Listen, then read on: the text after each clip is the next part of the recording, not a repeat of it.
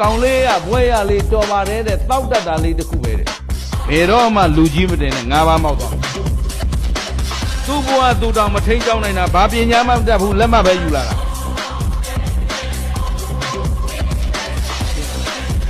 ပညာတတ်ဆိုတာသီလနဲ့ပြည့်စုံရမယ်သမာဓိနဲ့ပြည့်စုံရမယ်ရှေ့တင်တစ်မျိုး၊ကွယ်ရာတစ်မျိုးမဟုတ်ဘူးငါအမျိုးတစ်မျိုးသူ့တစ်မျိုးမလုပ်ရဘူးအဲ့ဒါပညာမဲ့တွေအုပ်ချုပ်သွားလို့တိုင်းပြည်လုံးဘုရားရတာဖြစ်သွားတာနားလေလူကြီးသားသမီးကြတစ်မျိုး